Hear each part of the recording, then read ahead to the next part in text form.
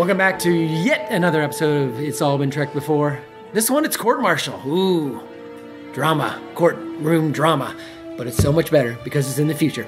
After you're done listening to this, or maybe even before you listen to this, you might take a break right now and go check some stuff out. Want to check out Dirty Story Night. Yeah, it's dirty, it's stories, they're done at night, but you can listen to them anytime you want here on the IABDpresents.com network. Just go check it out.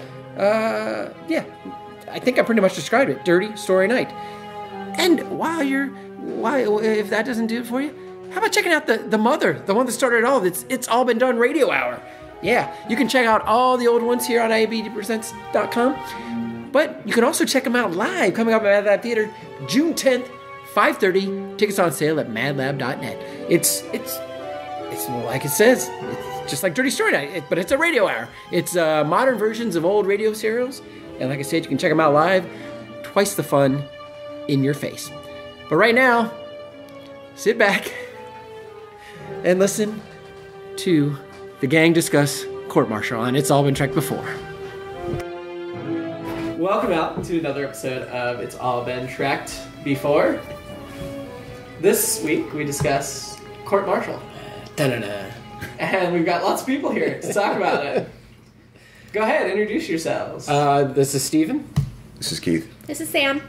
And Jimmy-Jerome is here as well. No Amanda. No Amanda, but that's just because there was no sexism in this episode. Oh, absolutely not. Yeah, none at all. Not a bit. Don't worry about it, Amanda. None at all. Missed nothing. We'll cover that. So this episode was an interesting episode. There is a lot going in here. Mm-hmm. I feel like I only saw this episode very rarely, even when I was younger. I felt like this was not one of the ones that came up a lot. It's not one that usually comes up in a top 10 or a 5 worst or anywhere. It's.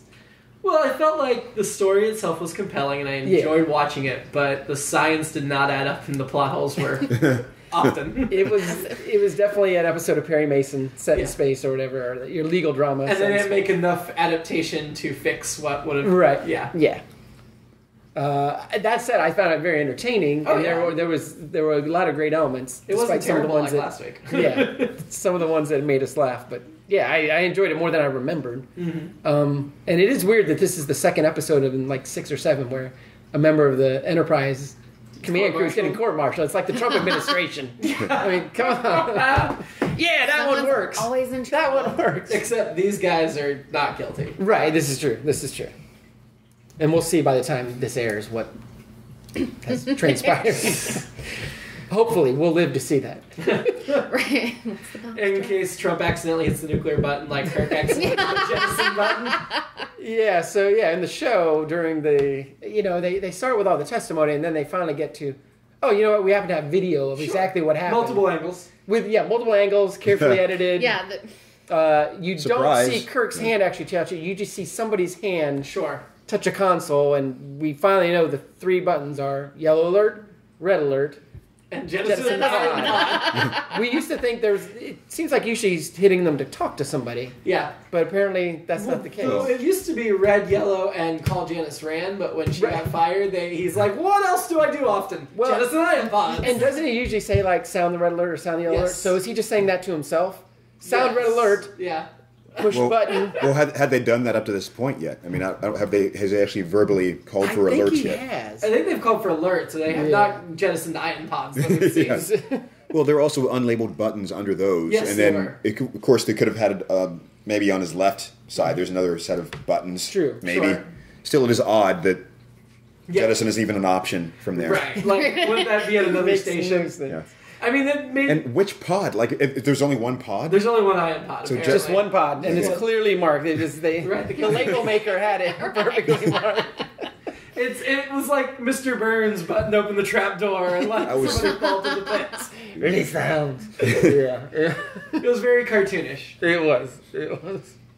And it was just so picture perfect, clear, like just magnification on the panel, and Yeah, it like was you like said, perfect, enhanced, From the back of the enhanced, enhanced. And I'm like, oh man. And this wasn't the only weird So panel in this episode, because they were like on the bridge, and Kirk was like, seal these decks, and Spock just hits a couple buttons, sealed. And I'm like, so the science officer, like his normal buttons he uses, like seal decks off. Like that's his normal duty. That he's just like, okay. While we're on weird devices, McCoy's microphone thing that they could eliminate heartbeats. Yeah, somehow. And why did he have to be the one? Because he knew where the hearts were?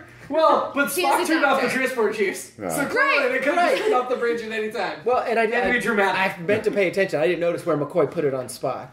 Did he put it where his lip I was? don't know. I didn't pay attention. Because that's where he should have. I wasn't watching this. I was probably writing something instead of actually looking at the screen, unfortunately. But yeah, it was quite the... It was the dumbest way possible to figure out if he was still on the ship. Because honestly, like, could they scan for life signs, first of all? Sure. Second of all, okay, eliminating noise, but there were still a lot of noises. They didn't shut down all systems on the ship. So the fact that they could hear a heartbeat over everything else makes no sense. Aren't there some larger gathering areas on the ship they could have put people? Yeah. We know they have the theater. Yeah, That's 30 people there. sure. The mess should be hall or galley whatever. mess decks, Yeah, that's Weren't- another place. Weren't they all evacuated, though? Is that what? That's what I'm saying. Right? They did that, but they could have. Let's gather somewhere else. They could have left the engineering crew somewhere just in Yeah, case well- the orbit started to decay. Well, as but happened, of Finney course. was hiding in the engine room. But if there were 2 people in the engine room, Right. you still had 3 heartbeats. Right, exactly, yeah. Or you send McCoy down with the microphone to turn off the other 2. If there's one thing we've found over these first 20-some episodes that's very erratic is the ability of the ship to locate life forms. Yes. Yeah. Sometimes it's like, oh, there's 2 on the planet and we know exactly where they are, and other times it's like, can't find them. Nope, not There's working. 50 things that come out to get you as soon as you land. Yeah, I feel like they solved that in the later shows by their comm badge was their locator. Oh, okay, They would yeah, just be that would like, make oh, sense. Picard's comm Right. badge is in his quarters. Yeah. He must be in his Yeah. quarters. Well, and then while we're on devices, what? As an attorney, I still don't know what that was. Their hand, they had to put their hand on something while they... That was Is it a lie detector? It's Sure. a much I better thought polygraph? it was a biometric. Well, it could be do that as well. It seemed I to guess be that like makes scanning sense. like a DNA test or fingerprint Something scan or like that. something. Like, oh, this is definitely this But like person. the palms were mostly on re- it. Yeah. Reads out their Yes. Like Uh, scanning them in. the Yeah. I called it the light records and so Bible. forth. Yeah. Yeah, so I was thinking it's a Bible because, the light of God comes up when you need to, ah. Their service records are tied to it as well. And then, of course, we had Kirk fix the engines by yanking some cords. Because that's how you he's fix right in the any best Yanking engine. sparking cords. And by the way, any engine room I've ever been in, and I've been in a few, you never have that much room. There's never that much room in Well, an the engine room. Enterprise is designed on a submarine. Right. It's basically supposed to be a submarine. So Yeah, I've been anytime in a you see submarine space, engine room. anytime you see space, it's ridiculous. The note that I made about that was that it also seemed implausible that Finney, while beaten and sobbing, was going to be able to communicate to a captain, not an engineer. This is exactly where you need to go up in the crawl space Yeah. and find these wires and do this. Well, what I thought yank was 'em out. strange was they're like, okay, so who on the ship can mess with the computer? The captain apparently is a computer expert. Spock, I get. He knows everything. Yeah. And then Finney, the records officer, who also is somebody that has duty that goes into an ion pod. Like, where's Right. all your computer experts? Well, where's all the programmers? I thought that was more of who had the certain level of access. Yeah. Okay, so why is That- Finney got the access then? Well, he's He's a officer. records officer. Come on. It's so obvious. He has the most access of anyone ever. He's got to keep Well, record of it all. It was But to nobody access thought the about that records, when it to first change the records. happened. Well, and the fact that Spock just couldn't run a check to see if it had been messing with it, he had to play it with chess, and that's how I figured it out. Like, Yeah. you can't just look for logs of people accessing the system and changing code. Well, Finney's that That's good. logical. Finney's- Well, I know. All right, no, seriously. If you think about what's happening there, if it's a issue of access, if you think of it like somebody who he has covered his tracks. well, yeah, database manager or something like Sure. that. These 3 people would have access, admins, and then Yeah. he would be able to go and then say, "Oh, I changed the date." No, That's I a didn't. fair And then- point because But- he was an instructor. Right. He wasn't a total screw up, but he definitely, whenever he screwed up big time. Sure, but okay, so if he covered his tracks and Spock needed to do something logic-based to check the computer, playing a lengthy game of chess Yeah, is that is probably true. not Well, the right that one. just set up the And great to do it scene 5 times. where McCoy comes in and you're just like, oh, here we go. Why are you cold-blooded? What are you doing playing chess? All right. Well, all right. Theoretically, let's say that he rolled back. Theoretically, nice. We got a lot of good experts here because Steve knows a lot about computers. Yeah. Sam can give us the military, and I got Steven's got the law. Yeah. So And we've got the great panel. At least for the state of Ohio, I can't speak for wherever Starbase 11 is. Okay, And then Jimmy-Jerome's just, let's say he's got like Windows 98 or something, or Windows 2000. He decides to do a rollback. Oh shit, there's a virus. Roll it back, and he doesn't think, well, maybe I better check the chess program too to make sure that matches up. So this is something that Finney's going to miss. Sure. There are other things that he might but not. But can he play tic-tac-toe? I mean, it's a lot quicker. I don't know if he would have thought to program that one too. Okay. Yes. But no, specific. I mean, that's something that's on Spock's mind. Oh yes, I definitely did do this thing at this date before this time. Maybe. Sure. So. I love the idea of him playing tic-tac-toe. Yeah. I programmed it, so the only possible outcome was cat. Repeatedly. Yet I beat it 11 times. That would have been faster. It would have been a lot faster. It might be something to think about going forward. He should, yeah. Oh, it could have been speed chess, too. We didn't see the timer up, but it could have been like... Well, and did they explain why the reprogramming that he did affected everything else the computer did? No. Or at least affected They chess asked playing? about it, but they didn't really go into anything because I was like, why? Why did these that is things also connect? true. Yeah. It doesn't make sense. Yeah, that is... This would not unless affect it was the rollback scenario, nothing else really makes any sense. Well, see, if you think about computers in the 1960s, my guess is they just could not envision how they would evolve, and so they didn't know what science to go with. Kind of like when HAL 9000 breaks down, everything slowly goes away. Yeah, it's... Spoiler alert. Dave. Well, it's those wires that Kirk pulled out. You put one in, and it connects everything together. right. That's what happened. And those like blue sparklers. The setup looked like somebody stealing cable. Yes, it Pretty did. much. I mean, it looks like the same tube we usually see Scotty in that has no cables. Right, yeah. That's how you knew it was... just pull the cables out. Yeah. If you see cables in the tube, pull them out. Somebody sabotaged. There's been some kind of sabotage. Or sabotage. I mean, the Enterprise seems real easy to sabotage based on what we've seen. If you know what you're doing. Right, right. I don't think I could have done it, but you know. Could Charlie X do it? Yeah. Well, if he squints, he just grimace. Oh man! At least Janice Rand's got by now, so we didn't have the gratuitous sexual assault in the. We did not. That Finney didn't have to sexually assault her in the engine room. Right, correct. Yeah. Didn't have to. Have to. Like he's like, I don't have to sexually assault someone. I get to sexually assault someone. Well, I mean, that's like his vacation there. He's pretended to be dead, so he might as well just do some other things. And like when Kirk's looking for him, he goes in like this tiny little circle, and then he comes out between them like, haha. I'm like, you didn't just look left to see where he was hiding. Didn't we have that? We already had that kind of chase in an earlier episode. Was it when Kirk was looking for Kirk?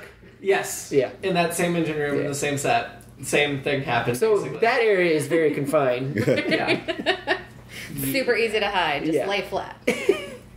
Any more about the technology before we move on to any of the other areas that we have to discuss? I feel like there's something.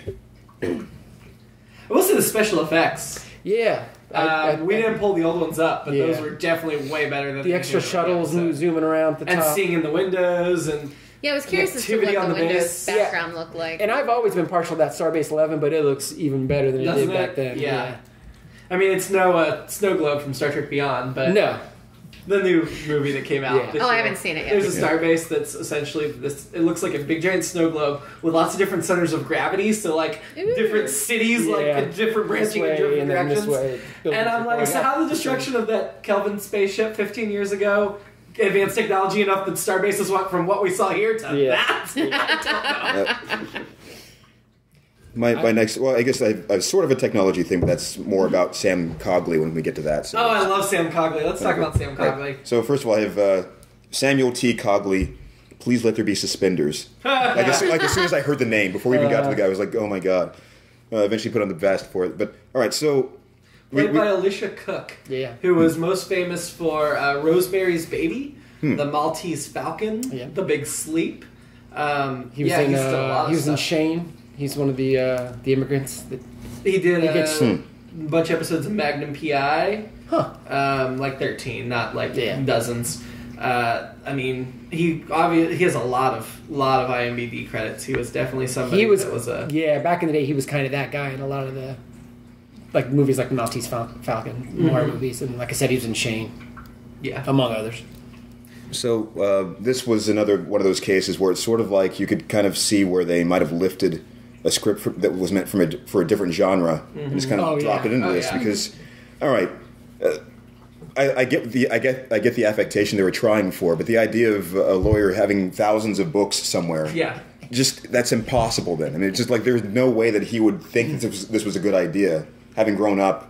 Hundreds of years would have gone by where people were. It wouldn't even been possible to get them. I could see him having a collection of actual books. I excuse that. Mm-hmm. The fact of the matter is, though, when he's doing his job and trying to look at case precedent, there's no way that books are quicker than a computer. Yeah, nothing looked like it was a starbase maritime law. They're all old books. They're all like old collectibles, and then many leather bound books. Yes, exactly. You would never like they don't carry over like.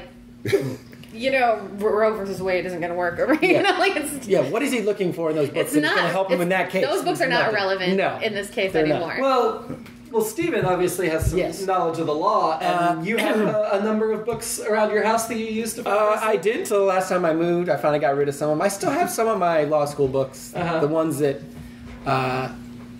still have a little bit of relevance in the more constitutional law, but even then some of those are. But a lot of them, my reaction was, I'll find the updates online. Yeah. I was going to say, would you Google or pull a book off the shelf? Actually, I would Google first because you can often find something that's enough precedent or point you the right way these days. And when I went to law school, it was 94 to 98, so it was right on the cusp of, we still had to research everything with looking up the books and finding the case law that way. But we were also starting to use LexisNexis and just...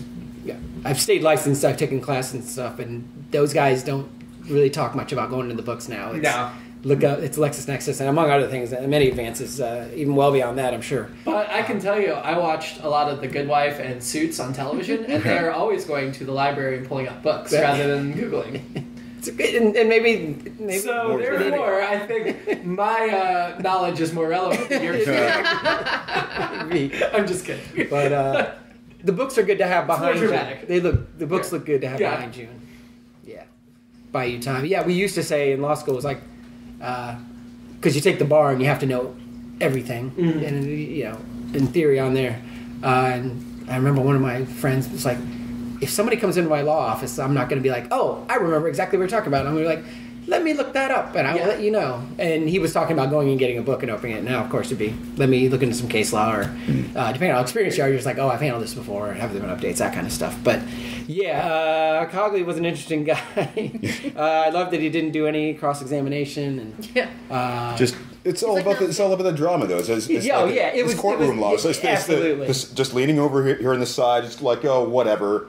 No questions, Shaw, saying, well, I object to speculation after she did nothing but speculate, and all that stuff. And let's throw out, we did have the prosecuting attorney was a woman, so that was just a woman, though. Well, of course. It would have been less interesting. Kirk's ex, who illegally or something shared case information with him, Oh yes, and then made out on the bridge of ethical breaches. She definitely violated some Ohio rules of ethics. Though interestingly enough, even though he knew she was an attorney, knew she was legally trained and everything, they were still like, oh, we're going to get you a lawyer, he, blah, blah, blah, and they just automatically assumed it would be a guy, despite the fact that he's in the company of a woman that he knows is accomplished in that. Well, and at first when she said, this is what I think the prosecution will do, she could have, in theory, got around it if she hadn't been the actual prosecuting attorney. Right. But she didn't give a ton away. She gave enough away that could have been a problem. I'm sorry. Oh, no. I was going to say about the he thing. It could... she may have been... Maybe she was thinking of this... Samuel T. Cogley in particular in her head when she was doing that, but still, yes. The way and he's interesting as the Matlock type attorney. I think one of you guys said Matlock or whatever. But this would be the instance where, why couldn't that have been a woman? Well, in the 60s, I guess it couldn't have been, but now, obviously... But the personnel... in fact, I know plenty of attorneys that could have played the Matlock that are women. So. Juliana Margulies. Should have played it. I keep going back to The Good Wife. I love The Good Wife, sorry. I enjoy television courtroom dramas.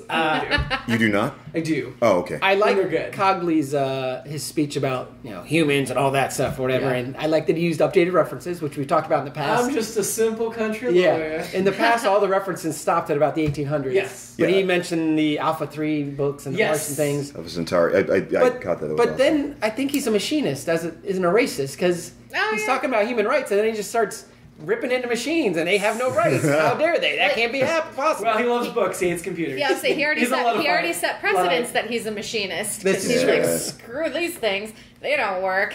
Look at this. Oh, no, I don't use it. Well, at some point, I've got one. He's going to be discredited for his machinist thinking and Right. ways in the future. No, he's just tolerated because he's old and eccentric. Maybe that's Old and eccentric people can do whatever they want. It's those piercing blue eyes. Yeah. Yes. Can he say that? Just let him. Yeah, he's old. I mean, He'll wear himself out. He'll go to sleep. Just- we saw how charming and personable he was. Can you imagine somebody having to go to that guy and be like, you can't do this anymore? I mean, Shaw, the prosecutor, complained that he was overly... You're right. We know him. Yes. He's always theatrical. Yeah. And they're just like, yeah, but let him go. He'll just tilt his head at them, like, Yeah. You're adorable. come on. So, Ariel, it's A-R-E-E-L, Shaw. Did they say it two different ways? Yes. Okay. Yeah, I they thought she said Ariel, Ariel. and then they said Ariel. Yeah. Yeah, played by Joan Marshall, A famous real for woman. Shampoo, Bold Venture, Homicidal.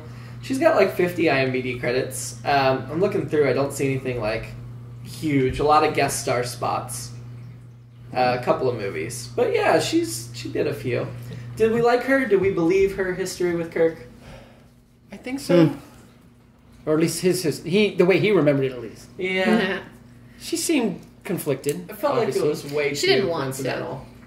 Yeah, I mean, I thought it was way too coincidental. I thought she gave in to Kirk's charms way too easily. Like, Yeah. He was his approach, I thought, was court-martial, schmort-martial. yes. Let's Bring do it. this. Yeah, let's have sex, and then we'll get back to this. Yeah. Well, I mean, in Kirk's defense, his attitude towards the whole thing was, I'm innocent. Yeah. Facts are going to bear me out. Yeah. I don't have to worry because I didn't do anything wrong. Yeah. I thought she was professional during the proceedings, so Yeah. I don't think there was anything really. I mean, obviously there was that. The massive speculation. Well, yeah, the ethical breaches before that, but that's, as you said, that's kind of like if they're that close, I'm sure it would be hard not to try to do something, like to say, maybe you should try to. Yeah. Well, if we know one thing, they have video of them meeting Oh, sure. and perfectly recorded voice. Multiple different angles. Yes. Including soft Close-ups. focus at some point. Yes, of course. So, if we're talking about production stuff like that, the music was ridiculous in this episode. Yeah. What? Why? Really? No, all right. I liked that they had a couple of different versions of the opening theme again. Yeah. Like the jazzy version of the lounge. And of course, the music stopped playing as he was leaving, and then started again when she came in. Yeah. It And then was. the stings of every time something dramatic was like, That's what I was complaining about. The stings Yes. were too frequent, too obvious, too. Telling. Yes. They ruined the tone of a good story. Just in case you didn't hear what he said, he Right. said something very important He that did. you should pay attention to. Yes. We got it. what was it dramatic like when Spock was sworn in? Just saying his name and putting his hand on it. I think wasn't there a sting there for something? Probably. Yes. And then, yeah. Yeah, it was. The music. I think this was one of the worst uses of music that we've seen. Well, yeah, because we get the, I don't know if it was the Va Va Voom music or whatever it was when she When she comes in, oh yeah, we know there's history there. Well, I mean, she's a pretty blonde woman, of course there's history. Pretty blonde He just woman. walks in and is like, that's all it is. Leads to one of my favorite McCoy lines of the Which entire I series. love that. Where he's like, all my old friends look like doctors, all his old friends look like you. That's a Which, good line. have all his old flames been blonde so far? Other Pretty than much. the Christmas girl. Yeah, pretty The much. Christmas party girl. Yeah. I think they've all been blondes that look like He's her. got a type. Her, Ruth, and... Is there another one?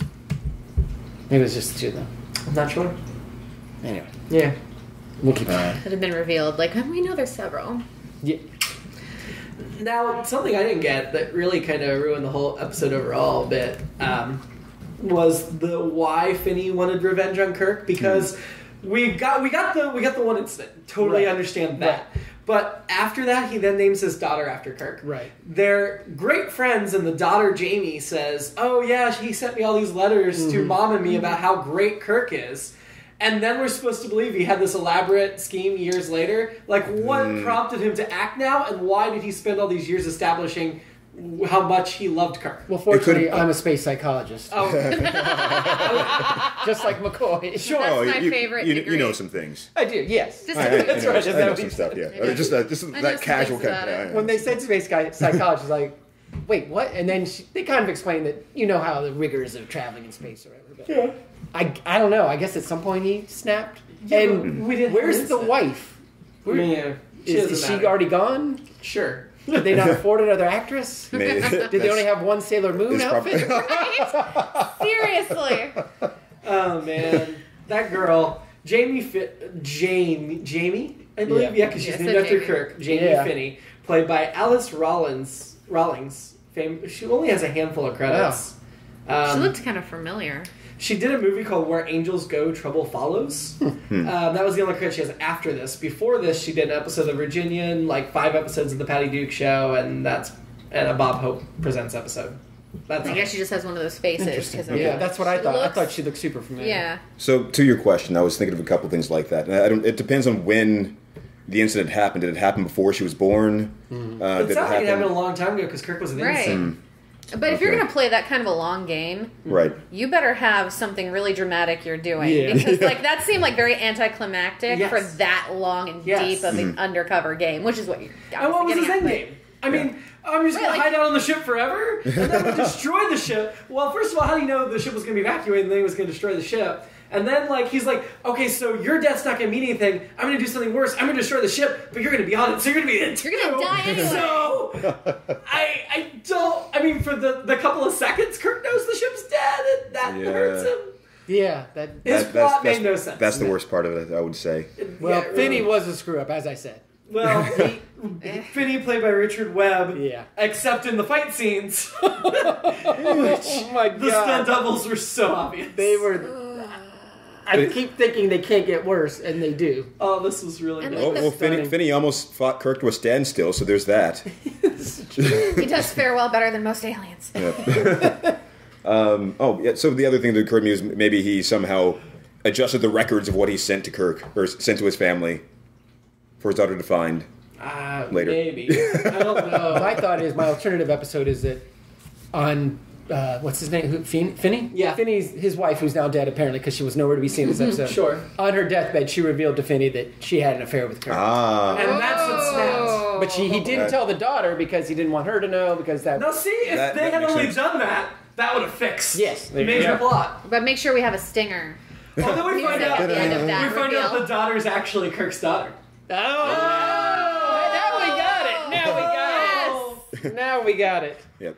That Now just- it makes sense. Now you got But something. then Kirk sleeps with her not knowing this. I was gonna go there too. Damn you! So that makes that end They were part working really their way creepy to- they when were he's working standing their way up like to it, yeah, he's just- standing a half an inch away from Shoulders. her back, and Yeah. and then just turns around, and I'm like, She didn't look much older than Miri. I was had worried we were shades going of the Miri. to go into Miri territory, but he didn't tell her she was a very, very pretty young girl. Okay. So thank God we moved on past that. That's Well, this was also what we just saw another episode where somebody's father was killed, and then Yes. she came out onto Kirk immediately. Yes. Yeah. I put young Miss Finney is on a first name basis with Jim. Well, yeah, because Yeah. she was named Yeah. after him. They're a Yeah. family friend. James. So does he call her Jim? Like Big Jim, Little Jim? Wow. LJ. He calls her LJ, and she calls him BJ. Oh my God. Well, that's Calls him or gives him? I don't know. Oh, Jesus. but I'm. Did anyone notice the Starship status poster or thing? Yeah, with all the different. What did that starships listed. mean? That was their repair. How they were. Oh, Enterprise okay. was getting All right. repairs for some Okay. reason, Got Where was that? and that was the status bar. It was in early the on. office. Yeah, I think it was of behind him in Commodore. Portmaster Stone or Commodore Yeah. Stone. Yeah. Who was played by Percy Rodriguez. Yeah, I liked him. Yeah, I liked him a lot, actually. Famous for Peyton Place, and among other things. He Genesis was a French-Canadian actor. Or Canadian actor, I think. 2. African Canadian. Yeah, that's it. It's pronounced Canadian. Yeah, he's got like 100 IMDb credits. Yeah. He's done a few things. Played a judge on Benson, a few episodes of Sanford. My guess is that's actually just a politically PC way of saying black Canadian. Yeah. Probably. I don't think they Like African American, Yeah. African Canadian. Yeah, I don't think they literally meant that Yeah. he came from Africa and went to Canada. Went to Canada. Yep. Interesting. While we're making fun of place names, Spock identified himself as a Vulcanian. I had the yeah. He said I'm part Vulcani, and Vulcanians. Yes. I'm like, what? Well, that was the old term. Then later in the future, they moved to calling them Vulcans. You know, Interesting. sometimes way you identify species, races change over time. It's kind of like African Canadian. Right. Now you can just call them black. Yeah. Yeah. Funny. No, Afghanians. it did seem weird. It did seem weird. Yeah. You want to do your fashion beat? Yeah, we kind of hit it already with You gotta do your the fashion. So yeah, we hit it with Jamie and her. I had a few things on there. I think you said Sailor Moon. Yeah. Oh, Sailor Moon. Which came Sailor Moon first? stole it. I was gonna say. Yes, I don't know. because Sailor Moon was came later, later. right? Yeah, Sailor Moon came later. Dress uniforms, which I was sorry Amanda wasn't here. I was glad we had them back. I mean, they still look Yeah. like crap, but Yeah. Were those, the badges are. was Chris that- Box was a Christmas tree. Oh God. Did you see? And yes, and who had the? It was in the shape of the Star Trek logo. There was one. I think Oh, that I was didn't see that one. McCoy. I think it was McCoy. Oh, yeah, his- was in the regular yeah. shape of what is. So I'm like, because coming from the military, you have your ribbon rack, and there's a specific order it has to be in. Sure. I'm like, what the heck order do those go in? I don't understand. We haven't been. The way figured out a pattern. Starfleet does it is they put glue on and then just throw them. Right, Just that's drop them in a exactly pile. what it looks like. Well, Except Spock's, his is lined up in a Christmas tree because he's very orderly. well, the shapes of them, they actually look like maybe they were playing Trivial Pursuit. Yes. When they were having the wedges. Oh, yeah. Yes, So it's like- And that's why McCoy had so few, because Spock beat him and Spock had all his pieces. So it's like the order in which they have these achievements. They just happen to put them there. It's like, Yeah. oh, here you go. You get a wedge. They put on the shirt. I love it. And that deep V thing that Kirk had in the beginning, I was like, Oh, the green wraparound. Yeah. He wears Oh, yeah. that frequently. Yeah. oh, well, this is the That's first time like, I've seen it. yeah. I almost wore that It's only yesterday. your second episode of Star Trek ever. Yeah, right. Only number 2. Yeah, Steven has that Yeah, I have that, that yeah. top. So are you mentioning the... No, he does. Talk about the You gotta blossoms. pick No, I If you wanna believe it. see I it. love it. Oh. Yeah, the bloom patterns they have, like, for instead of like The Starbase had the blue. Oh, pattern. yeah. Instead of the I didn't- insignia. Yeah. Has that been established before? I don't remember if I've When seen we it. were at other Starbases and they had a different thing. In the original series, each ship and Starbase has their own Aha. thing, That's and then that's what it by Next Generation time, they've all adapted the one fleet-wide. Yeah, one of my favorite things that I put down after Sailor Moon was when you first see Ariel or Ariel, whatever her name is, Miss Shaw. My first thought was, wow, Buddy the Elf would love that outfit. Yes. Because that's exactly what it looked like to me. Yellow, green, and yellow tights. I think it's Buddy. I liked her earrings Oh, and yeah. how Yeah, like, the earrings were the pretty. light reflected on her neck like a Yeah. pattern. Yes. Like they Stained were glass Stained window glass I pattern. did like this. going through I it. thought that was Very pretty nice, cool. very nice. That looked like futuristic fashion to me. That particular part of it. Her court wardrobe was Short. yes. And I think you noticed at the end, yeah, since she didn't have a super short skirt like her and the rest of them, so you just had a flap in the back or a gap. It's like a double wraparound, only it doesn't Yeah. go all the way around. Yeah, so in the back is where it would part.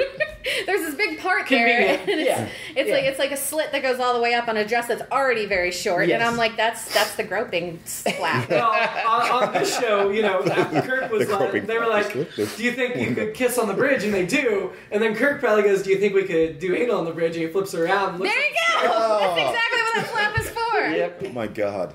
and everybody has to face forward, and Spock just lifts one eyebrow and goes, "Fascinating." So, are you writing fan fiction for Star Trek? No comment. Oh, that's funny. And then I also, sorry. I'm sorry, I also had that Spock's makeup doesn't match his neck. Yeah, that happens. That drives me Yes. nuts because I have a friend who wears makeup quite heavily, and she stops her concealer at her chin. Yeah. And I always tell her to blend, and she Yeah. never listens to me. It always looks like she's wearing a mask, and I'm like, it drives me. Blend your makeup, people. This episode Do you think I she'll be also saw, listening to like, this? No. It looked like a bit of Spock's earlobe was present ahead of the fake ear, even though that was well blended. It was almost like there were two earlobes there. Yeah. Space psychology, it all figures out. Oh, okay. Uhura was wasted in this episode. Yeah, I felt like they threw in extraneous shots of her just looking at things. And I appreciate that just from I love Uhura aspect. Sure. But yeah, she didn't get to do anything other than she took over the helm or the navigator spot late. But yeah, never enough for her. I think the cast does a really good job at showing turbulence. Yeah, and she's always like really dramatic in the background, and it makes you laugh a little bit. But like everyone does a really good job at I'm off balance, and I'm like, and it's all on cue, and like it's all looks right. She always seems to be in the most precarious position in the head. Turned half around, but working still. Well, you got to show off that figure. Oh yeah, and I appreciate that. Right? There you go. Whereas everyone else is studiously doing whatever they're doing up there. And then Kirk's got the big seat. I was just going to say these did seem okay this time. I mean, as far as like their little they were hitting little head nods, the little ion storm turbulences. But we know how bad ion storms are. But that tiny little turbulence, that just means super nasty. The Starbase 11 Lounge, rough crowd there, tough crowd.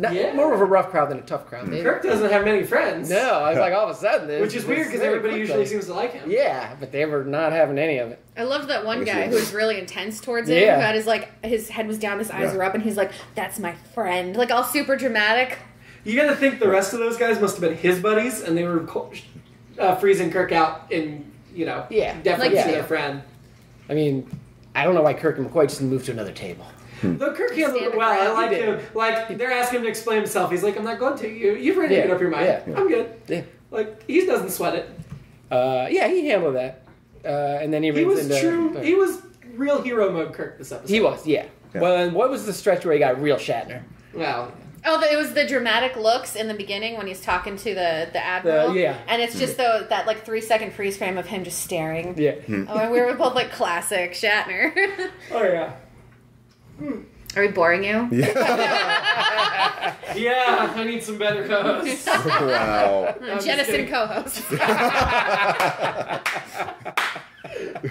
I thought it was weird from the legal perspective again that the only two witnesses were McCoy and Spock. Yeah. I know Cogley was just like, I'll just blame it on the robots, but... Well, for the defense, you mean. Yeah, because it was like, well, there are 9 or 10 witnesses there, and I guess this is where the absence of Janice Rand comes in, because if she'd been standing there, she'd have been looking and seen. Yeah. And the alternate episode, she was on her knees on the bridge blowing him as he... finished. Well, I was going to go with our episode. Yeoman Smith was up there and completely missed when he did So there was a Smith-Jones story. Yeah, why did she get dragged into this? A real Shaw brings in the hypothetical Smith-Jones. I love that. Who've been split into two people. Yeah, how dare she? I love the trickery there. Just that kind of like, just these two random people. Let's say they're these people who have nothing to do with this case, but wait, you maybe admit this thing. Well, I thought you were talking about Admiral. Hates you. Wouldn't that person then hate this person? Yeah. Again, I'm fairly certain that this doesn't work in a court of law, but that's speculation. Objection sustained. All right, what if we said theoretically? No, that does not make it all better. Do you have a thesaurus? Make it all better. Wait, so you're saying courtrooms on TV aren't real? No. Oh, man. I did think it was interesting they mentioned this episode that no captain had ever been court-martialed in Starfleet. That's hard to believe. For over 100 very years. hard to believe. Maybe that's because Starfleet's over 100 years old at this point. That's because they make them all just go away, like they were going to do this. It's a boys' club. They cover it up and let him continue his business. Yeah, those records are on paper is the problem. Just burn it all. He knows because he has the books, and the other guys don't. But the Admiral said, is he an Admiral? I forgot his rank already. Commodore. I was thinking, the Commodore was like, stop recording, and if I was the one sitting in that chair, I'd have been like, no, keep recording. Record. I'm not. Shut up. Don't talk. It's recording, and everything will be recorded. Was it odd that for a military tribunal they brought in civilian lawyer for the defense? Yeah, we have our own lawyers, our JAGs. We have JAGs. Yeah, and the prosecutor was JAG, basically, but the defense lawyer was not. Was a civilian? Well, I mean, he's on a base. He didn't wear a uniform to trial. Maybe he's like a retired JAG or something, and he's just won't go away. Yeah. So he just keeps hanging around, and they're like, fine, I guess we'll make you feel We need a Starfleet spinoff where we're doing space law. No, I mean, we've got all these freaking stupid procedurals on television. Why isn't one of them set in the future? Well, of course, you have to have a space psychologist. That's actually... Yes, that's You should jump on that at some point. We should make a space lawyer show and a space law enforcement show and put them on Fox. We'll have a space stenographer. Well, it's really just space law and order, right? Yeah, exactly. Law and order 24th century. And a space court psychologist. Yes. A space psychologist. Yes. The space psychology just got me. At least familiar with space psychology. I know a few things. That's a cursory knowledge of space psychology. Well, you mentioned that maybe it was frozen like the caveman. Yes. And it's funny because in 2 episodes we're going to get to Space Seed. One of Han's people was frozen. He could have been a lawyer. This is very... I'm just a simple lawyer that woke up on Holly Bay after 300 years of being frozen. Well, and wasn't Kirk really getting in trouble for perjury? Yeah. Because I was like, because that had dramatic music, so I paid special attention. That would be perjury. So it was the same thing I got Nixon for, and Clinton, and then it comes down the line. Hopefully by now, Trump. Sessions. Jeff Sessions. Oh my gosh.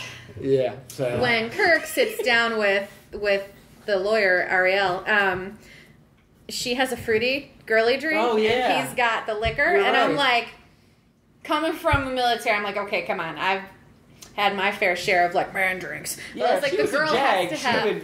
Right, she was serious. Throw down, girl. Had, come on. Like the kids in the hall girl drink. Right, like, and it had was an fruits, umbrella and a candy cane. It's just absurd. it was bright Future red. cocktail. Yeah, right. Space cocktail. Sure. Space cocktail. To go along with your space psychology. Right. Space bartender. What do you have? Where do we want to rank this episode? Start in the middle? Middle somewhere? Yeah. I enjoyed it, actually. I did too. I definitely wouldn't put it near the bottom. Despite all the holes. Okay, let's start in the middle. Above or below the Galileo 7? That was my first episode. Oh, right. That's a good one to start for, though. I think I'll go below. Yeah, Galileo was a better constructed episode, I think. But this was more fun. Yeah. Okay, so are we going below Galileo? Are we going... Okay, next one is Arena. Above or below Arena? Ooh. Feels like Arena was important somehow. Yeah. I don't know if that constitutes good necessarily, but it seemed significant in the style. Fun episode. Yeah. Yeah, I would put this lower just because of the plot holes and stuff. Yeah. I like going to arenas to see sporting events and concerts. Now I'm giving Sam the look. Squire of Gothos. Probably put it above. Yeah, I could put it above Squire of Gothos. Yeah, it surprises me. I wouldn't have thought that going into this. That is surprising, actually. That's Yeah. The Q is an arena for sporting events and concerts. So, men and women of the episode. You were still with Barrows. Did you want to change to... No, as much as I respect Counselor Shaw. Well, I respect her too, but I'm still sticking with Yellow Feathered Showgirl. Who drinks girly drinks? I drink girly drinks. Well, sometimes. You also have no penis, so... Get rid of that. Which is also an arena. Which is also in an arena. Sam, in the shape of a Q. So last time you put Boma as your guy. Is there do you want to keep him, or would you like to replace him with somebody from this episode? Finney. I did like the crazy eyes. Finney's stunt double, maybe. Stunt double, yeah. I don't know. I would go with Samuel T. Cogley if it were me. Well, I mean, you want to have sex with a guy who's got crazy eyes. He'll make you laugh. He'd be very persuasive. Yes. He'd talk you into having And he's sex. very tactile. He likes touch and feel of things. He's not computers. Literally. Samuel, you want to give me any arguments as to why I should be with you? I'll wait. Not ready. No questions. No questions. No questions. Do you want to ask me anything about myself? No questions. No questions. Yes. I actually have been on a date like that. Oh, man. And it was like no questions to me. And I was like, okay. All right. This has been fun. See you later. But no, I think I'll stay where I'm at. Okay, and Keith doesn't participate in this. Generally not. Generally not. Did you want to start participating? No, I mean not. this isn't really a good one to jump in on, is there? I mean, what do you have? You have Counselor the very respectable counselor, and then Jamie. Miri. Jamie, who's she counts. Miri too. The second chick, the Asian one. Asian with girl. Oh, wait a minute. I mean, sorry, you know. Yeah, that's a fair point. Personnel officer. Actually, This is how she's listed, played by Nancy Wong. Oh, actually, that's my choice then. Okay, he's gonna jump in with Nancy Wong. They did her makeup very well. Yep. You know. Well, it's actually just personnel officer. In the military, like I'm looking at all these women's hair because it's like pretty regulated, and I'm like, Yeah. God, that would just not. It bugs me. I'm like, oh. Okay, so next time we will be discussing Return of the Archons. Seeking the answer to a century-old mystery, Kirk and crew encounter a vacantly peaceful society under a 6,000-year autocratic rule that kills all those it can absorb. Yeah, I'm looking forward to that because I have very little memory of watching that. And then after that, Spacey! Yeah! Well, thank you for joining us. We'll see you again, talk to you again next week.